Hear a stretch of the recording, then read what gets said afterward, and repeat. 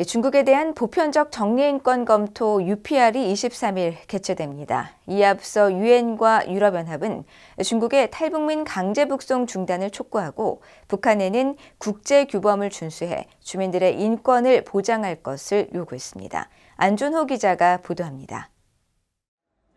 4년 만에 실시되는 중국에 대한 제4차 보편적 정례인권 검토 UPR을 하루 앞두고 서울 유엔 인권사무소가 탈북민들에 대한 중국의 무책임한 태도에 대해 분명한 입장을 밝혔습니다.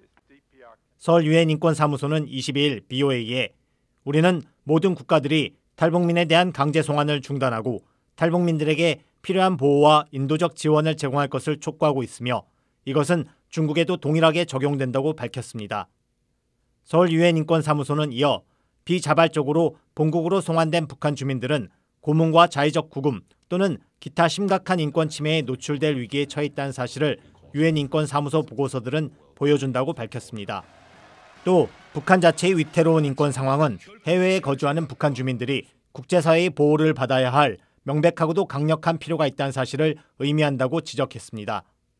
그러면서 유엔 인권사무소는 이 문제에 대해 모든 관련 회원국들과 지속적으로 협의해 나갈 것이며 북한은 고문과 강제 실종, 자의적 구금을 금지하고 공정한 재판을 보장하는 등 국제인권 의무를 준수할 것을 촉구한다고 밝혔습니다.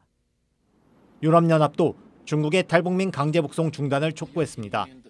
유럽연합 대변인은 BOA에 유럽연합은 중국에 억류됐던 북한 주민들이 지난해 10월 북한으로 송환됐다는 보도를 인지하고 있다면서 유럽연합은 이 문제에 대해 우려하고 있고 중국에 문제를 제기했다고 밝혔습니다.